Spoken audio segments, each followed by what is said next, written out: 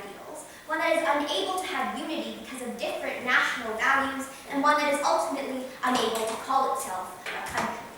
It is because we think it is essential to the development of countries that we are so proud to propose the motion. This House believes that nationalism has done more good than harm. Good afternoon, everyone. As your first proposition speaker, I will be clarifying our model in this debate. I will be bringing to you our burdens and our stance, and then finally I'll be getting into our first two contentions, one on national unity and two on country establishment. But first, let's clarify the model. So we think this is a rather straightforward model. By nationalism, we mean the sense of pride and unity within a country and for a country's identity. Our stance in this debate is we think we do not need to prove that every act of nationalism is good, but we are standing in support of the principles and ideals that nationalism supports. So thank you. Our burdens for you today is that first, we think there are more instances of nationalism doing good than harm, and secondly, we think there's been an inherent need for nationalism worldwide. Okay, let's get to our first contention today on national unity. Two subpoints under this. First, the sense of identity. Ladies and gentlemen, nationalism brings together people with similar values, with similar principles. We think we should principally support those with similar beliefs coming together to create this sense of unity, to create this kind of community. We think that in France, for example, they're able to embrace their identity, they're able to embrace their culture, they have a sense of nationalistic pride, and this is what can lead them to progress farther. No, thank you. We think when a country knows what they want to do, when the people knows what they want to do, that's how a country is able to develop, that's how a country is able to progress towards a similar cause. We think this allows a country to formulate, no thank you, and to develop faster, because the citizens inside it are able to band together and work together towards something because they feel like they belong, because they feel like they have a sense of who they are. We think although there are differences, no thank you, they're able to be brought together and be able to call themselves a country, call themselves the citizens of the country. We think in the Olympics, for example, people work harder, people compete harder to represent their country. We think this gives them a sense of motivation, a sense of pride, a sense of achievement. We think this is very essential. Second subpoint, fighting for a cause. We think when people share the same values, share the same ideals, and fight for a same cause. We bring you the example of the French Revolution. We think the reason the French Revolution occurred was because the people within it felt that the government wasn't representing what they wanted. They felt a sense of nationalism, they felt a sense of who they are, and that's why they were able to fight back against their country and create tangible change. We think this could not happen if they didn't have their own belief system, if they didn't have the sense of belonging that they did. We think because of the fact that they were able to band together to create an essentially new nation, this is how the France we see today was formed. We think as furthermore, this is what incentivizes police officers to put themselves on the line for the country. This is what incentivizes soldiers to go out and fight for their country, put their own lives at risk. We think this is because they have the sense of nationalism, they have the sense of national pride, and we think this wouldn't occur on their side of the house. Okay, our second point is on a country's establishment. When you have globalization and a lot of people moving around from country to country, would you not agree that prioritizing your own people actually harms and disenfranchises a lot of these minorities and a lot of these other groups, thus creating political and social tension within countries? No, we think multiculturalism actually exists better on our side of the house when people have this idea of nationalism, because now they can go around to different countries around the world, they can share their ideals. We think that now people learn more about the different beliefs of each country. We think this is better on our side. Okay. Getting into our second point on a country's establishment. Again, two subpoints. First, the formation of a country. Ladies and gentlemen, when certain colonies and states with same central values come together, this is nationalism at its core. We bring you the example of the 13 colonies of America. We think they came together, they fought against Great Britain, no thank you, because of the fact they felt this kind of, no thank you, nationalistic pride. We think America was essentially formed, it was liberated because of the sense of pride in their own country. No thank you, they were able to stand up for themselves, they felt this kind of unity. They said they no longer wanted to be a part of a country that didn't reflect their beliefs. Furthermore, we bring the example of Canada, no thank you. We think Upper and Lower Canada were able to come together and include all the other provinces because they felt the need, they felt the pride to become one powerful nation together. We think this is how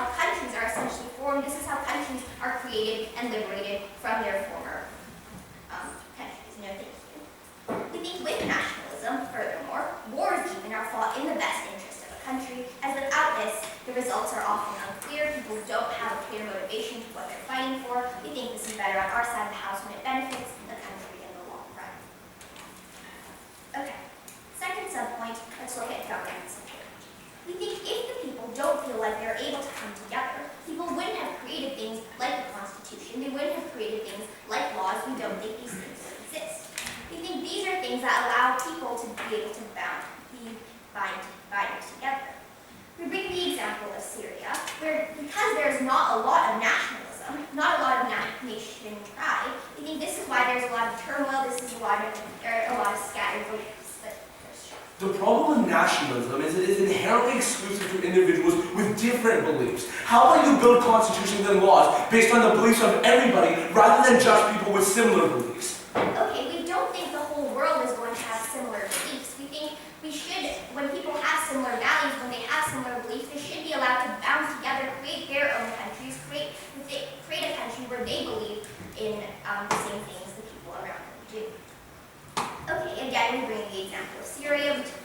We believe that there's not a lot of nationalism, and the fact that there is so much conflict is, again, no thank you because of all the turmoil within it. We think there are conflicting laws, conflicting beliefs, and we think this problem wouldn't exist if nationalism existed, and we think that this is much better on our side. Furthermore, we think this is why people essentially follow laws. People are able to buy into the government. People follow a social contract because of the fact that they believe in this kind of nationalism. They believe that a nation should be bound together. We think that without this, we would essentially be one large body around the globe with tons of conflicting ideas that are unable to get any proper things done. Ladies and gentlemen, it's because we believe that this is essential to a country's establishment, because we believe that this gives people and nations a sense of identity, a sense of belonging, that we're so proud to propose the motion.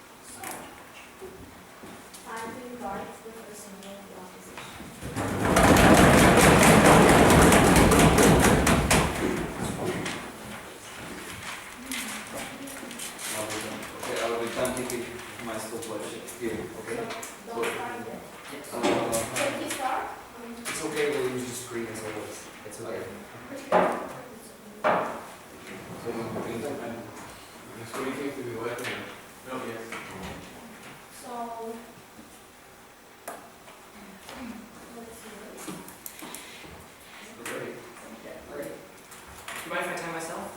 No.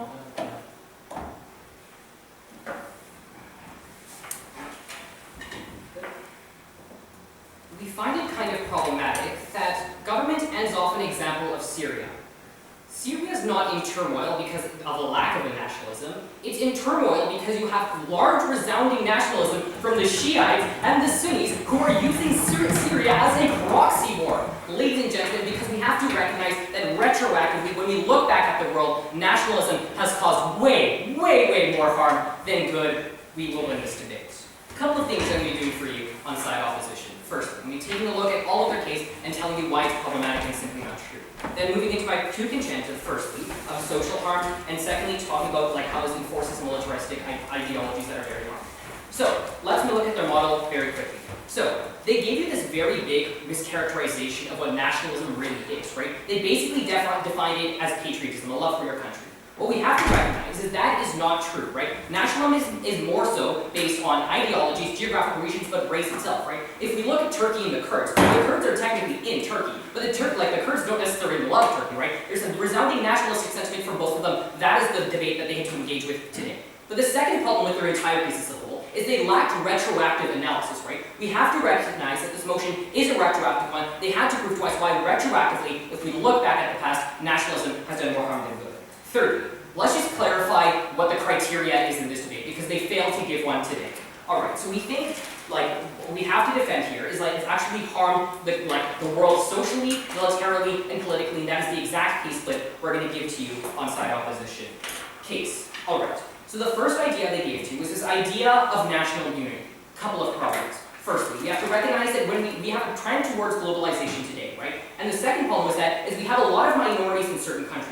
So when you have the majority of the country, let's take France as an example because they put it, when you have resounding national mentality saying we as the French people are the best, right? We tell you it actually harms both the minorities and the people who actually move to those countries who are not French, right? The reason why you have a large terrorist group growing in France is because they feel disenfranchised because the French people are actively telling them they are worse than everyone else because they are not simply French, right? We tell you that is a huge problem on their side of the coast. But secondly, we tell you that this socially they don't develop faster because it actually creates a lot of tension. Because usually when you have a nationalistic movement, you have another counteractive nationalistic movement in the form of another minority or another group in that country, right? We tell you that actually hinders social progress when explaining that more in my points, right? But we think that this is especially problematic when you have 50 stateless nations in the world who are not categorized as countries and who have to deal with the nationalistic sentiment of their own country actively oppressing them, right? When you have 96% of Chinese people oppressing the 54 minorities in their countries because of this nationalistic sentiment, we tell you it's incredibly problematic.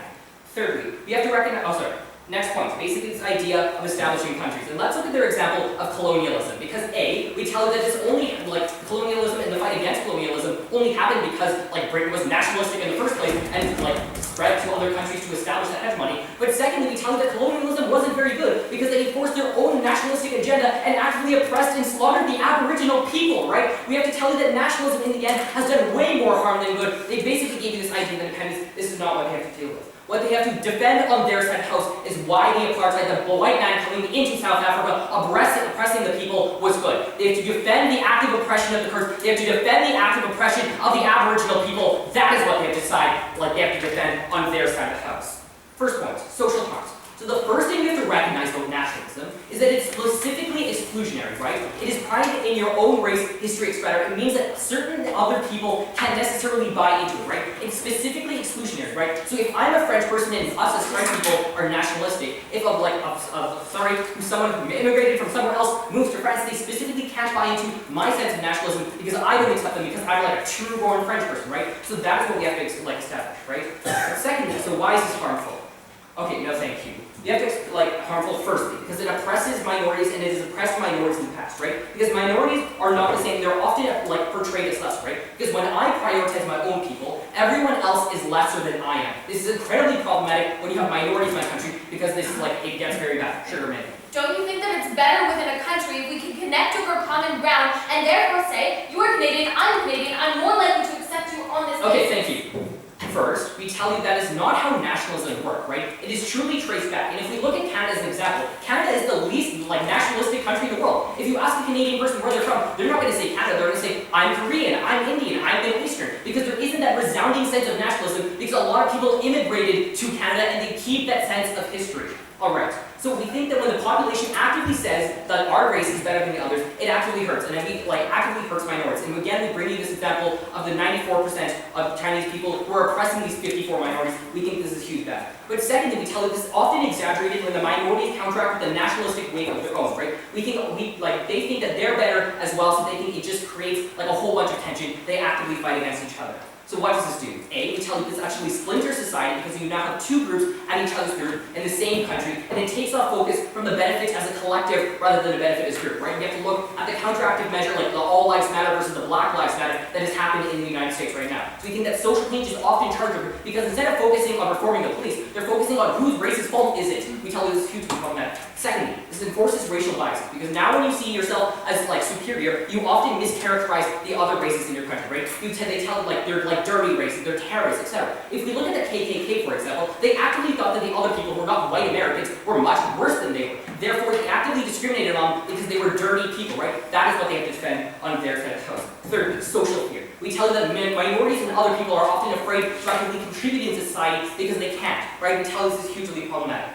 Fourth problem, we tell you this actually blankets over societal problems. Because when you say your country is the best, we tell you it's very hard to like specifically recognize certain problems, right? This is why America hasn't dealt with a lot of poverty because they feel like the American dream is like available to all of the poor people. Therefore, because America is so great, they don't need to do this. And fifthly, we tell you it's actually prioritizing your own race because socially you do things to fulfill your own agenda, not countries as a whole. So we think overall it actually has splintered and it splinters and it kills society as a whole. Next idea on our set is this idea how this actually enforces militaristic ideologies. So what we have to recognize in this is when you prioritize your own nationalism in your own country, we tell you that it's like, again, it's based on the fact that it's exclusionary, right? If we look especially when you have governments that are very nationalistic. So what we have here is we have governments and we have countries that are actively trying to be more powerful than the other, right? So we tell you this is very harmful militarily. Like A, we tell you this actually bolsters army when others do as well. If we look at World War I, like countries built up their armies and therefore they want that other countries built up as well. This created a lot of political tension and created a huge arms race which actively gave the population power to destroy each other. We tell you this is not something we wanted on our side of the house. But secondly, we tell you that it actually desensitizes violence, right? Because when you justify killing in the name of your country, you have to go to war for in the name of your country. You have to do it for the sake of save your country. We tell you this rhetoric is very harmful, right? Because A, it incites violence between people and it destroys any part of moral parts within you. But secondly, we tell you that it actually justifies the death of soldiers and uses them as inspiration to kill other people, right? You have Islamic terrorists who are having suicide bombers, and when they die, they say, look at this person who died in the name of Islam, you should do that as well. We tell this that it's harm exclusive to their side of the house, right? They use it to justify atrocious acts in the name of that nation, in the name of that pride. But how does this also play out in terms of proxy wars, right? Because we tell you that countries often want to take part of strategic places in other countries. So we tell you they often engage in proxy wars, like what's happening in Syria, which is a proxy war between the Shiites and Sunnis. We tell you this actually harms people who are not part of the conflict themselves. Ladies and gentlemen, because we've shown you way, way more harms on our side of the house, we are so proud to oppose.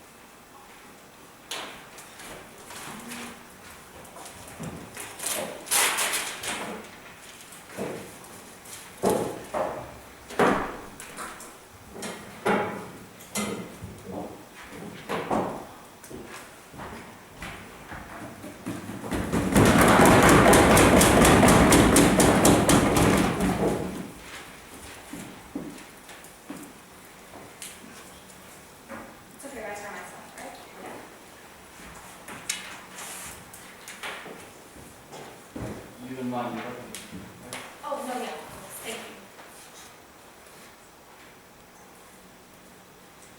It is because I believe that by hanging my country's flag on my desk and wearing my country's flag on my chest, I am actually empowered, and it is to the betterment of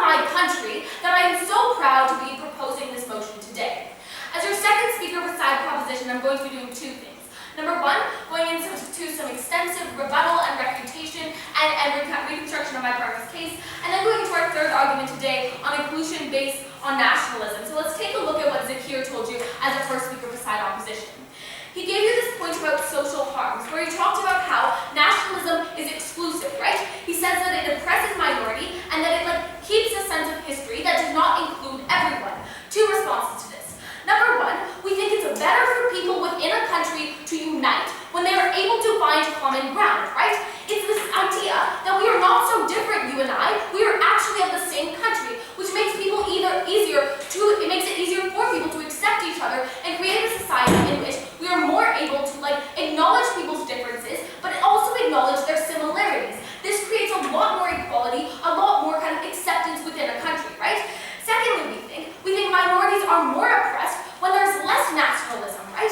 Because now, as a minority, it's very hard for me to feel empowered, to feel pride in being a minority, right? We think they feel like they are more oppressed because they feel as though they are not as good, right? When they believe in their country and they have this sense of pride within their country, we think it's a lot easier for them to create a movement, to rally behind what they want to stand for, right? We think this is actually better on our side for minorities.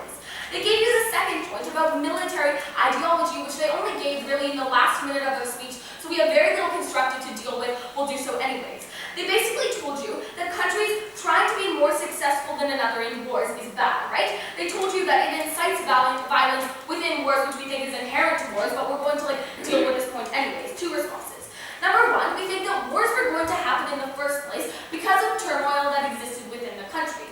We think that nationalism is what led countries to be able to fight so effectively, right? Because I am willing to die for my country, I am willing to fight for my country. We think this creates a sentiment that I am willing to do what's necessary for my country in order to create a society that is better than it was before the war, right? We think this is beneficial. Secondly, we think it creates sympathy within a country, right? For example, in the Paris bombings, right? When I saw that people within my country were being harmed, it unites the country in a way that we are going to fight against the people that are fighting against us, right? We think this is really good because now we have a society that supports each other, that wants to fight against other people who are harming their own country. We think this is good because it creates a sense of we're not going to let this happen to our people. We think this is intrinsically good on our side of the house, right? Okay, what did they tell you in response to our points? In response to our points about national unity, where we proved to you how this gives a country a sense of identity, right? And it allows people to fight for a cause and to better their country, they basically said, they reiterated this line that they're sticking to, that minorities will be harmed. We think we already dealt with this in our rebuttal, and we proved to you that it's actually a lot more empowering to a minority to feel a sense of nationalism, to feel proud in being a minority, right? That's all the response that we got. In response to our second point about country establishment, where we proved to you that a country in the past, right, they told you we gave no examples retroactively, we gave you examples specifically of the past when countries formed together because of this sense of having common ideals and beliefs, right? They told you in response to this that Britain and colonization existed because of nationalism and that this was harmful, right? We think that colonization was going to happen anyway, but were it not for nationalism, every single one of Britain's colonies would be an exact clone of Britain because they would have no identity of their own, which would be harmful in the short term when we're looking at them now, right? We think it's good that these countries had a faith and a belief in themselves, that I am good, I am my own nation. We think this allowed them to create their own industries and to create their own country that was ultimately successful, right? Okay, we've dealt with everything that they've brought to you, and we've continued to prove to you why our case still stands. Let's go into our third point about inclusion based on nationalism. I have two subpoints under this. Firstly, common identities, and secondly, social acceptance. So let's look at common identities, right? We think the reason why people come together and accept differences is on the basis of common ground, right? We think there's a certain mindset of you and I are not so different that we think shows that there's a faith in the country, right? It allows people to unite and be friends as opposed to enemies. We think this is really, really good. We think we bring this on our side of the house, right? Without finding a common ground, we think it's hard for people to accept each other. We think that's why we have this abundance of xenophobia, right? Because people have a difficulty creating a common ground and relating to the experiences of other people. We think this is why they struggle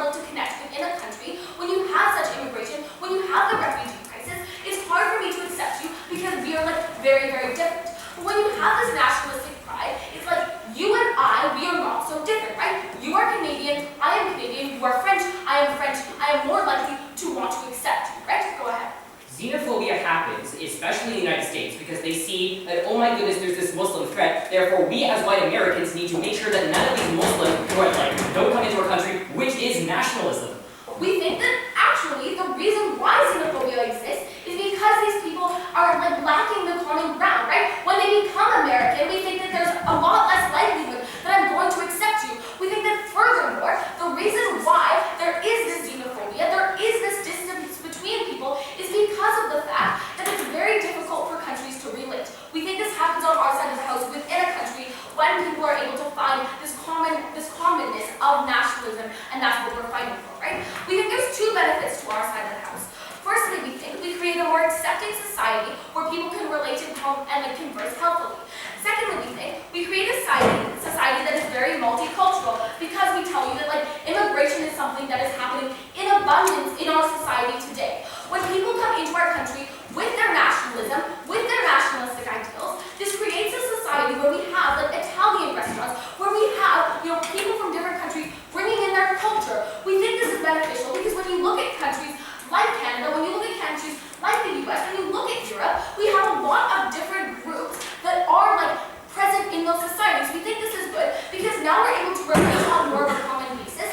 Now we're able to share our cultures, we're able to share our country without this sense of this is what I am presenting as to be the symbols of my country. We think it's less likely for me to know what a country is about, to relate to a country, to be able to understand a country. We think this is what creates all of this separation in the first place, right?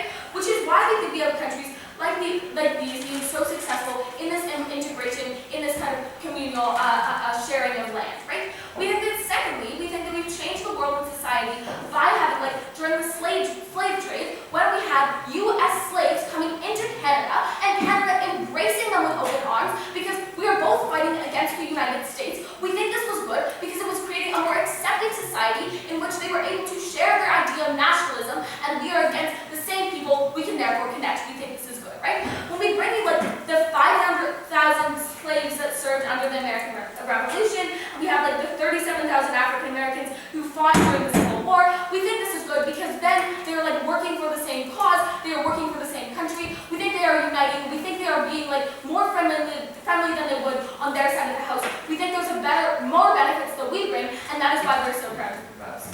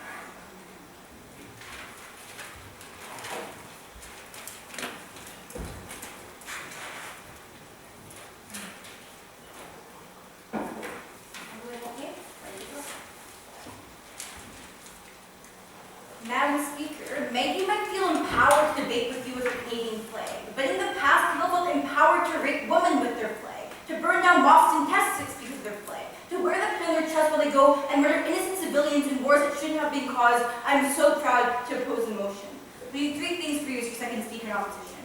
First of all, take down everything we've heard so far on Prof. Second of all, reconstruct what Zach told you earlier. Third of all, talk about the third idea of political harms on opposition. Let's get into that right now. So what do you hear in terms of case from proposition? 3 points. It's national identity, country establishment, and inclusion. So for this first idea of national identity, we basically took it down. We had a bit of trouble reconstructing it. We told you multiple things. First of all, that national identity isn't necessarily the best thing in the world. Why is that? Because it's very exclusionary. So in the case where there are people like minorities, for example, in that country, they aren't included in this idea of national identity. They won't be included in this. Only political response to this is that, no, we think that minorities will be better helped in our area because people will be able to accept them on the basis of nationalism.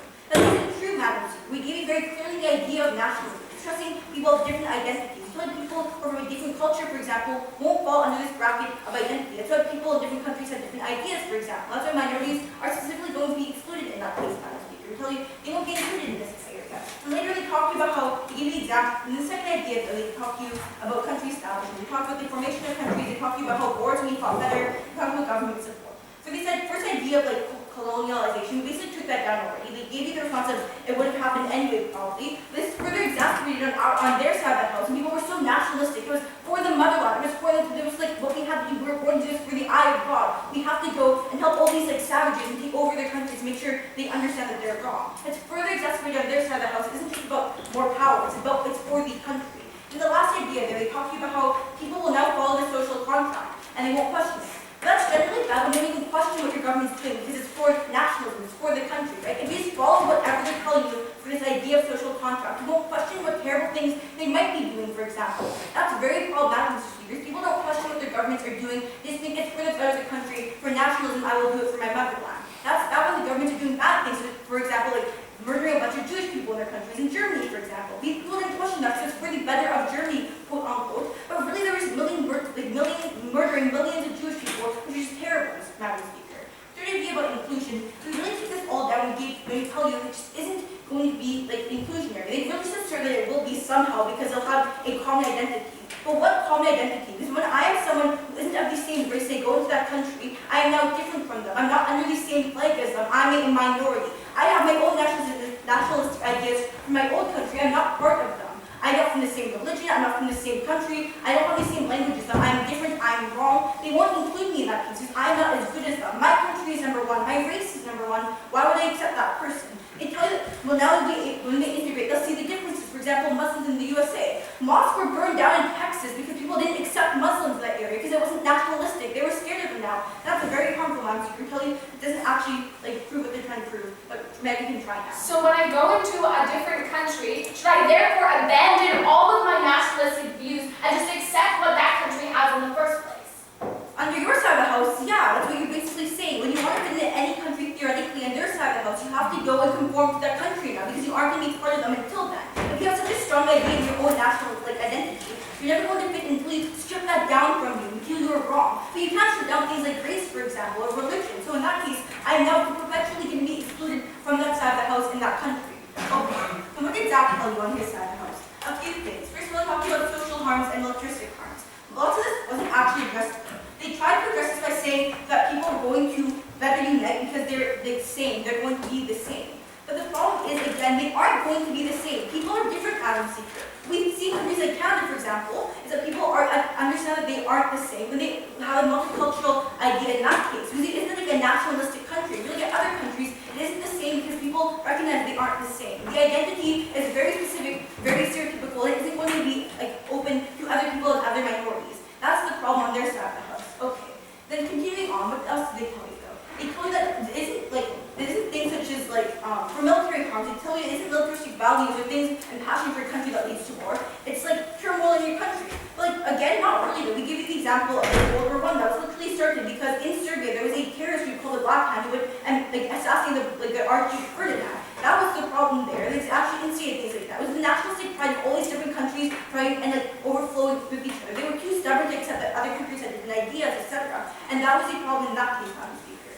Okay, and then the first one, they didn't really address a lot of things, like racial biases, like social fear, and ignoring problems in society for the better of your country. You're not going to say, oh wow, no, the USSR is doing so many terrible things for all the people they're purging, because you think, oh wow, USSR #1, we're such a great country. That's what they have to actually address, the actual harms that happen retrospectively in the world. Okay, with that being said, let's get into this third idea on opposition for political harms.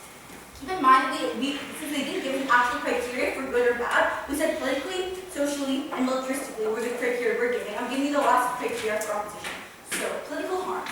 So there are many harms politically that arise from nationalism. Things like abuse from politicians. So politicians who hide behind the rhetoric of nationalism to do things that are actually just really bad generally. Right? We give the example of Hitler, who was are sounding, get rid of the Jews who are like hurting our country, when really he was just a terrible person and a dictator and did many terrible things in Germany. We give the example of like Bush and behind the idea of, oh, we're going to go into weapons of mass destruction, when really there's things motives such as oil, for example. So we feel in that case it's very harmful when you can hide behind the nationalistic rhetoric without giving any actual reasons for these policies. Second harm is stronghold politicians. It forces politicians in many cases to stick to policies they might no longer support because of nationalism. So for example, if I'm a politician and I have an economic policy, but I no longer believe in it, I can take it away and people will understand because it's just an economic policy. In the case where I say, we have to go to the South China Sea because we are American, we have to defend America, and I no longer do that, I'm now unpatriotic, I'm now against the Constitution, against the flag. That's problematic because it's stronghold politicians and policies they might no longer support. Third problem, though, is because this idea of revisionist history. Governments need to uphold nationalism within their countries. As a result, they often change history, what happened, or die to their population because they think it's better, they actually convince their people to be nationalistic. We give you the example of Japan, who after the rape of Nanking, when they went into China, murdered and raped tens of thousands of people in China, now you're saying it never happened, Madam Speaker. That isn't true. Tens of thousands of people were literally raped and murdered, but they'll always dismiss that it goes against the idea of Japan, it looks bad on Japan. The thing is, it's problematic because you go and you dismiss everything that happened to every single one of those victims. That's just morally and principally not okay, Madam Speaker. Fourth idea, though, international government. These incredible tensions arise from this idea of different ideas and such strong passions for your own country, until in many cases they often lead to war. But even if they don't, it makes sure the countries can never work together. We give the example of China and Japan, or Russia and the USA. Because of historical grudges, they can no longer work together in many cases. Another harm, though, the self-proclaimed #1 people of the world. We give examples like Manifest Destiny, where in the 1800s the UK would colonize everything because they were the best, right? Or another example, the USA trying to democratize literally every country in the Middle East. They keep on doing that because they have the moral responsibility to show how great the USA is, how great democratization is. That's harmful. More ideas like propaganda, when they brainwash their citizens to make sure that they believe in the manifest of their country. Give the example of the USSR, DPRK. Historically, they have done many harmful things to citizens who rely on them. Another idea of anti-globalization, where globally, we're never going to have globalization politically because they don't want that in their own countries are the best. Or also the idea of ignoring problems. As a government, they're never going to address problems and say, I was wrong because it looks bad in the country. They haven't given you any examples that actually stood retrospectively. Nationalism really sucks, Madam Speaker.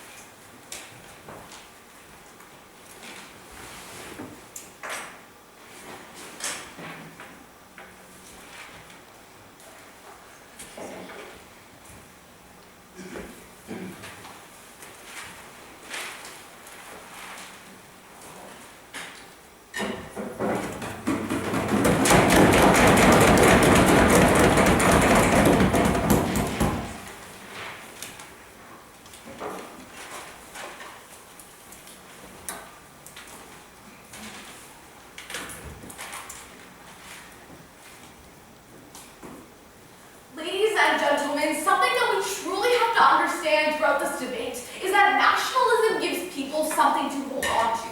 It gives them a grasp on who they are, and it gives countries an intrinsic value to follow. Because of this, we are so proud to propose. Okay, what will I be doing as your third speaker on side proposition? Two things. First, I'm going to be clearing up one mischaracterization that they brought to you from their side of the house, and then going into the three main themes that side opposition truly believes this debate should be about, so we're going to go with them. First, social change. Second, how does this affect militarily? Third, politically. So, let's first deal with the thing that we have to clear up. On their side of the house, Karina basically told you that we're against minorities, getting rid of their culture. On our side of the house, we actually tell you that the reason why minorities and the host nation can work together is because they have a common ground to go to, which is the fact that they support the country that they are part of. That is what we were talking about. We weren't saying that minorities had to shed their culture, had to shed their religion. That's not what we stand for at all. So, what will I be doing next?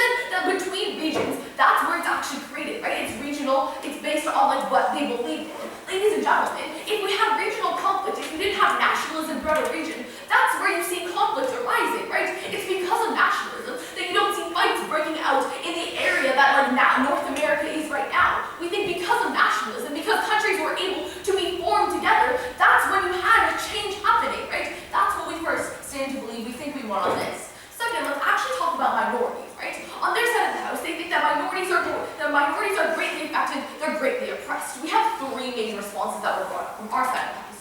First of all, I think I already addressed this, but let's go over it again in more depth. So the thing we have to understand is that when a person comes into another country, they are signing up to do so, right? We think that when they come into a country, they're willing to, they're accepting the fact that they're going into another country that has different values, that has different intrinsic beliefs. We think it's up to the person coming in to be able to deal with this kind of differences. We think that's the first thing that they have to accept.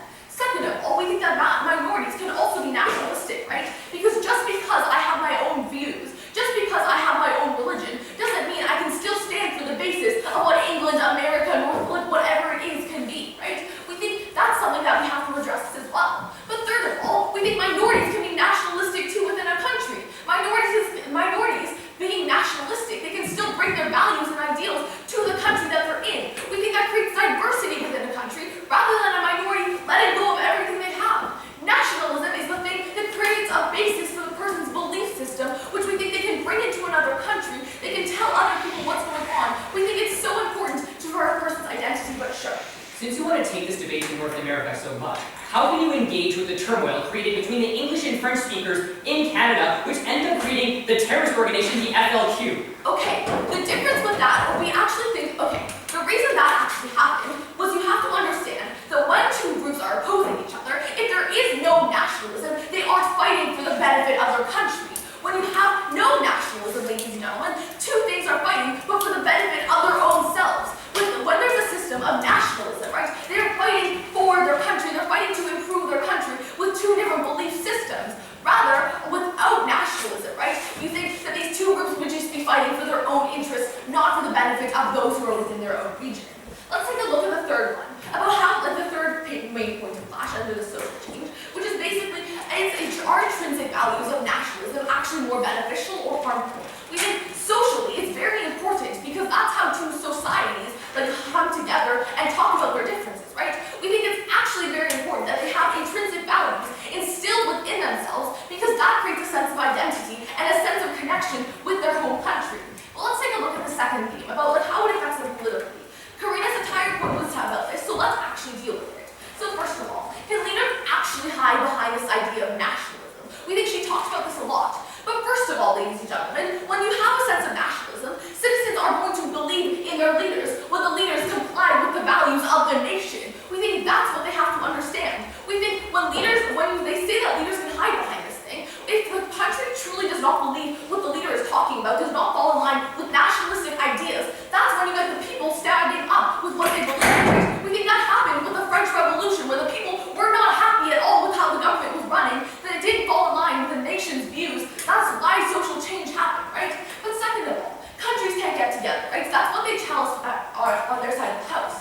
Ladies and gentlemen, we don't think this is necessarily a bad thing. We don't want everyone to abandon what they believe in and say, okay, we'll comply with what you say, we'll comply and we'll let go of everything. We think it's important that everyone has a basis of what they want. We don't think that in the boardroom, so countries can just be like, okay, I'm not going to listen to what my nation believes in. We think that nationalism is actually going to be something that politicians can keep in mind for what the people want within the boardroom. We think that's very important because now when you have different relationships between two countries being formed, now it's only going to be happening through countries that nationalistic views line up with each other instead of countries that are very opposing. We think that that's what nationalism brings to you. Finally, let's talk about militarily, right? How does this affect the military? So the first thing they talked about was that this big idea about colonialism. How this was actually bad. We wanted to prevent colonialism in the first place. Ladies and gentlemen, we think that even though colonialism happened, even though this was a thing that actually was in the past, ladies and gentlemen, what they have to understand was colonialism was something that was going to happen, right?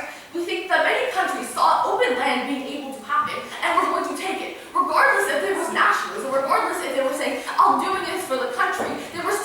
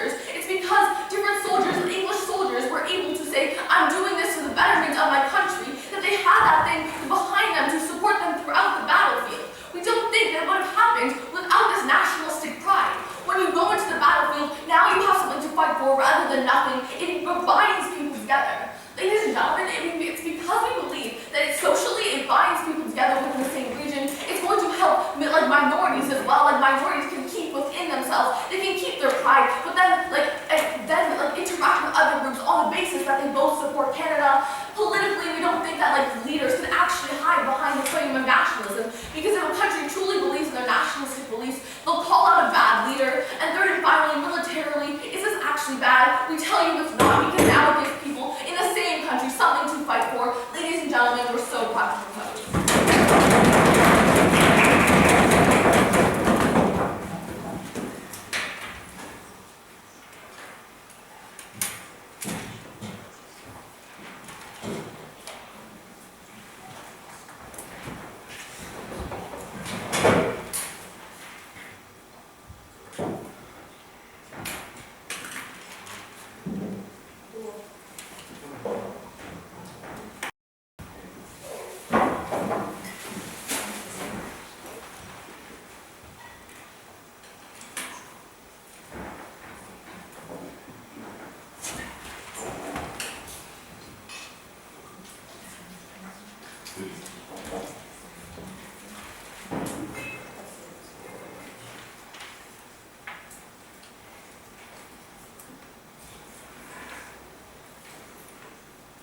Everybody ready?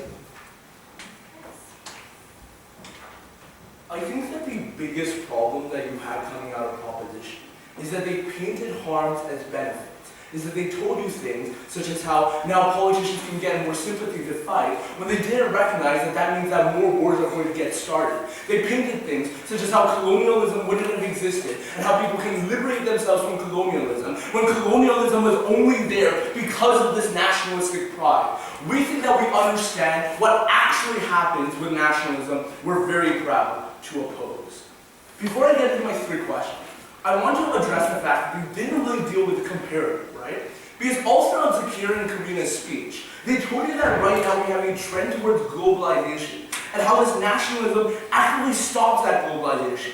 Why is that a problem? Because this globalization is how I actually identify with the other individual as another member of the world, right? Not a member of that specific nation. That globalization is the comparative that they needed to address. It's not just me as an individual fighting with each other, because that's what nationalism actually created. Three questions. One, what are the political harms? Secondly, what are the military harms? And third of all, what are the social harms?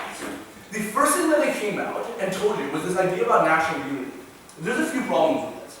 The first is that this national unity is inherently exclusive. Because if you listen to the rhetoric that Angelina gave you, but she said that individuals with similar ideas can go together and band together. The problem with that becomes that individuals with different ideas cannot join the same group, right? That is to say that these individuals believe that their ideas are the best ideas. That is inherently exclusive and stops other individuals from going in and joining the political discourse. I'll talk about that in a second. But secondly, the main problem is that this entire rhetoric is that we're better. Like, I'm very, very happy that Maggie sounds and feels empowered when she has a Canadian flag. The problem becomes that Maggie thinks that now Canada is so much better than every other country. In the same way that during the apartheid, individuals thought that, you know what, being South African means being white, means not including this African, black individual from joining this entire nationalism.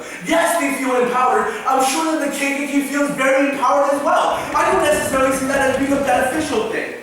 The next thing that they told you is that countries form and countries are liberated. What is the problem with that? Colonialism in and of itself is a nationalistic idea. Because if you look at the rhetoric behind colonialism, ideas such as manifest destiny, such as white man's burden, the idea behind it was that we are better than everybody else. That is how the rhetoric came up. That Britain went to America and slaughtered Native Americans in order to ensure that they were stronger, in order to ensure that they were imperialistic, in order to actually get this colonialism. So even though it took them at their very best, that these countries can liberate themselves from colonialism, the biggest problem is that colonialism itself was a problem that started with this nationalism.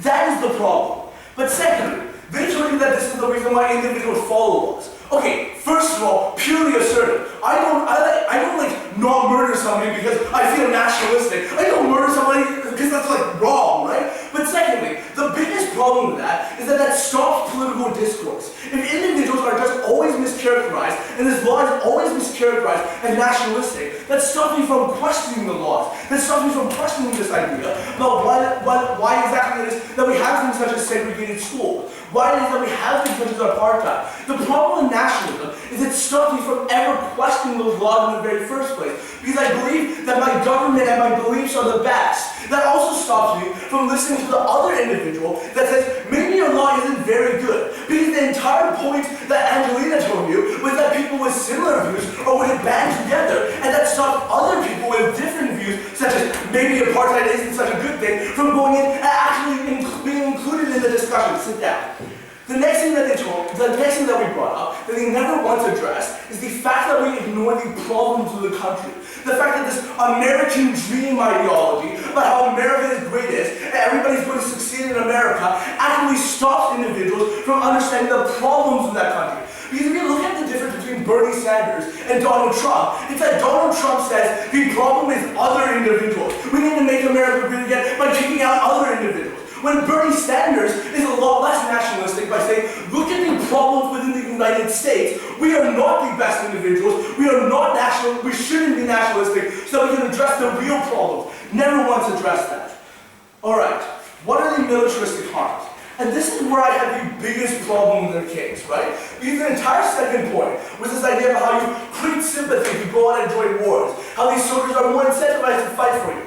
Why is that a good thing? Like, the only reason why Hitler got people to create sympathy to go and fight more wars is that is the exact justification that they used to no longer follow the Treaty of Versailles. That is the justification that they used to go and start wars, right? But secondly, that also allows soldiers to paint the most horrific things possible as being nationalistic. Like the My Lai massacre during the Vietnam War, where these individuals actually killed a bunch of Vietnamese people because they thought, you know what, America is the best, therefore it's justified to do this. But secondly, they told you that wars are more clear now because people understand why they are fighting. Why is that a good thing though? Because they don't understand why they're fighting for. They think that they're fighting because they are the most elite and very best of society, but why is that a good thing? They needed to tell us why these assertions actually had some sort of beneficial impact. But next of all, we tell you that politicians actually exploit this nationalism. They use this nationalism to justify the most horrible and militaristic means. They use this nationalism to tell you to ban all Muslims. Ted Cruz uses this to tell you that you should carpet bomb Syria. They do this because they say, we need to protect America at all costs possible. They wanted to use the example of France. How about the different political parties within France that put themselves as nationalistic? How about UKIP, which literally means the Independence Party, which actively thought we need to go and kill all the Syrians because they were invading and actively joining our country. That is the problem that they need to fight for. Alright. Social harms. Well, first of all, we need to recognize that xenophobia only exists on their side of the house. Why is this? Because this xenophobia was built on a rhetoric that we as individuals, as a race with similar cultural values, are the best, right? That is what nationalism means. That's how the Turkish government justified discriminating against the Kurds. Because they said, our cultural values are similar, their cultural values are different, therefore let's exclude them from this entire situation. But secondly, they told you that minorities feel more empowered to liberate themselves. First of all, how about minorities don't have to liberate themselves from colonial oppression at all, right? But secondly, how this liberation actually started is by destroying the rhetoric of nationalism, destroying the rhetoric that one group is better than another group. That's how the liberation actually started. That's how minorities actually get empowered. But finally, we need to understand what this actually looks like. Right? Because on our side of the house, we gave you the comparative globalization. But specifically what we look at is the fact that this entire region, that this entire world's history was shaped by messed up things that came out of nationalism. Things such as the arms race, in which America actually thought that they were the very best, and Russia thought they were the very best, and that's how they basically screwed up all of South America, and all of Asia, and all of the Middle East. They specifically needed to tell you why retroactively this nationalism created more benefits. We think that it completely shaped the world that we have today and completely shaped all of the atrocities we're very proud to oppose.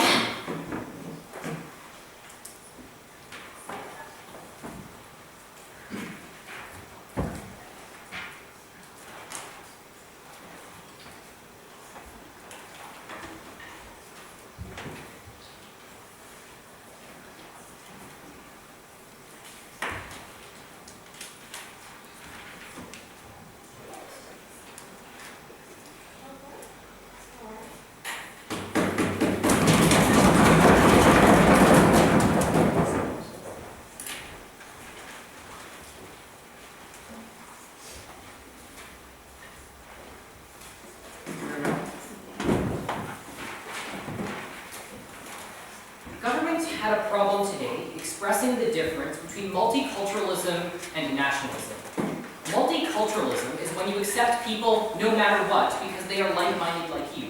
Nationalism, which is what they had to defend, was separation based on race, based on inherent ideologies, based on where you were born. Ladies and gentlemen, because they had to defend that burden on side proposition, not the weird squirrely one they gave to themselves, we are so proud to oppose.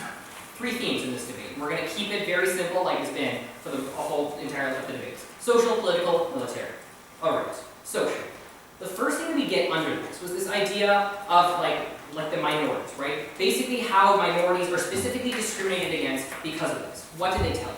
They basically said, no, minorities can be accepted if they love their country, right? Chris challenged this. We challenged them and we tried to give them one example. But secondly, we told you that they don't necessarily have to have the same values, right? If I am a Muslim person, I shouldn't have to destroy all my values just to deal with this. And they actually conceded to this, but then they went on and contradicted themselves by saying, actually, they submit themselves when they go into the country, therefore they should have to break all of this down. Ladies and gentlemen, we tell you that this actually undermines their principles. But what else did we tell you? We told you that minorities were actually accepted when we destroyed this rhetoric of prioritization of certain races. Chris clearly outlined this for you on our side of the house. Next thing under this was this idea of acceptance, and they basically told you we have to share the same values. But we tell you that this again was a mischaracterization of what nationalism is as a whole. But Chris went on to tell you furthermore that it doesn't it's not necessarily a good thing, right? Because if we blindly support things simply because they're nationalistic, it doesn't it defeats political discourse, etc. We tell you this was a huge harm on their side of the house. Second question, political. In Korea, they give you very nuanced analysis when telling you that it leads to fear-mongering, demonization of people from other races, lack of reform, actually accepting, ignoring bad history, holding international grudges. What did they tell you? Well, it holds the government accountable because they know what the people want.